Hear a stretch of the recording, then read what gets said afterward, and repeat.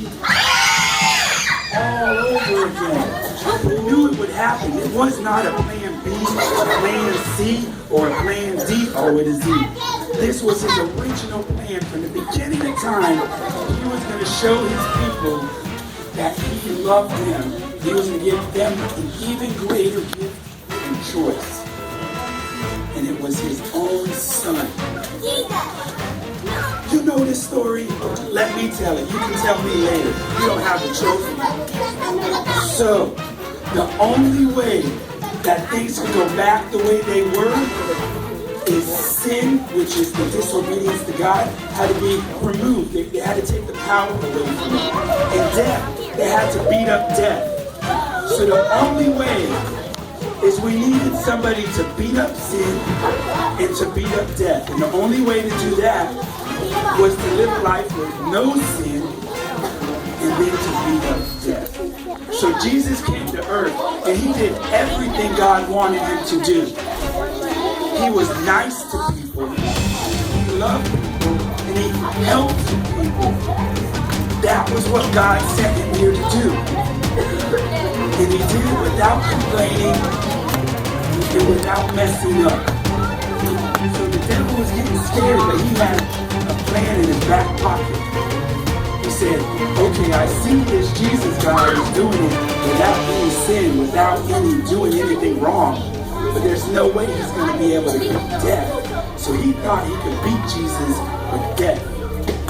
So when Jesus had a bunch of followers and they were believing him and they were learning how to do good, learning how to help people. When someone was crying, they knew to go up to them and see what was wrong. And whatever was wrong, they fixed it. If someone was sick, they would get better again. If someone had bad things going on in their life, they would learn how to do what they had to do to make it easier for them. But eventually people started hating on him. Who knows what a hater is? What is a hater's number one job to do? What do haters do? Just tell me. When you're a hater, you hate. That's your job. So Jesus was doing nothing wrong, but people were hating him. And they wanted to beat him up. And they wanted to kill him. And it seems like God's plan is getting messed up again, right? Wrong. Because God had a plan. And when God has a plan, heaven sounds like this.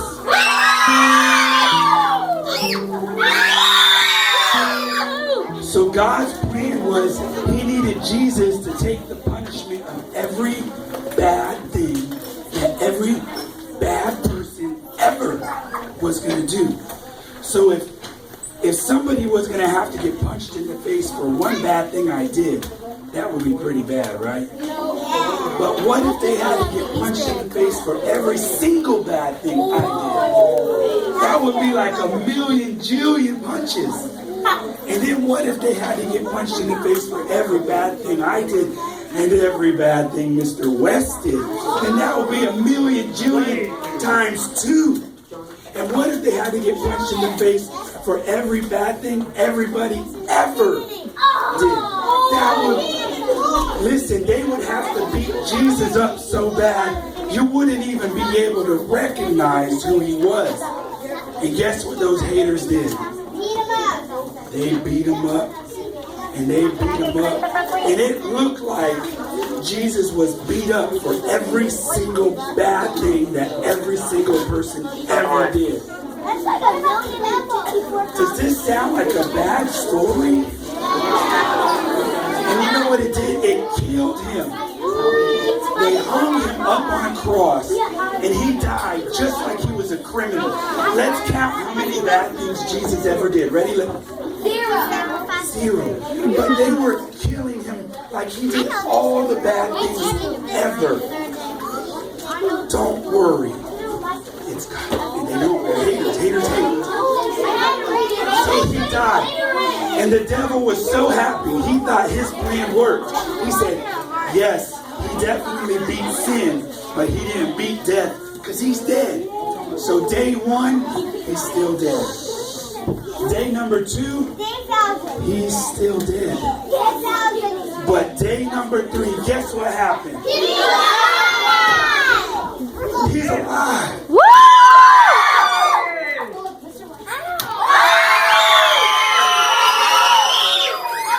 And in heaven, it sounded like this.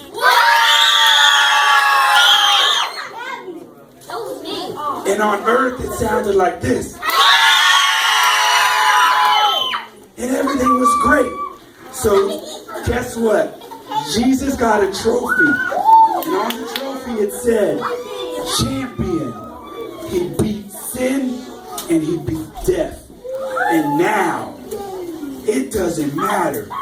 No matter what. Because of this trophy, we can have it like it used to be when we were hanging out with God and talking about platypuses and looking at waterfalls and rainbows and trees and dragonflies and caterpillars. It can be great again as long as you have this trophy. So I want to see everybody's hand. Who wants this trophy? Who would like their very own trophy that says they are the champion over sin and death? Well, guess what? Jesus gives his trophy away. The trophy that he had to beat up sin and beat up death and get punched in the face a million kajillion times. He wants to give you that trophy. And he gives it to all of his friends. So, who wants to learn how to become a friend of the champion Jesus? I'm glad you asked. So everyone quiet. We got to make sure we hear this. Those of you who are in Bible Club that are in the Soaring Eagles, you see that really cool drawing that Mr. West did last time. Can you pull it out in Revelations 3:20? And it was Jesus, and he was talking, and he said, I'm at your door and I'm knocking. If you can hear my knock and open up the door and let me in, I'm going to come in and hang out. Why don't you read this to us, Mr. West? It said, here I am. I stand at the door and knock.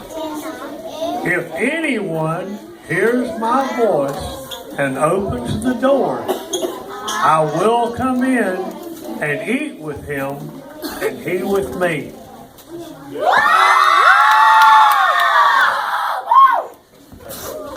So Jesus wants to come in and share this trophy with you.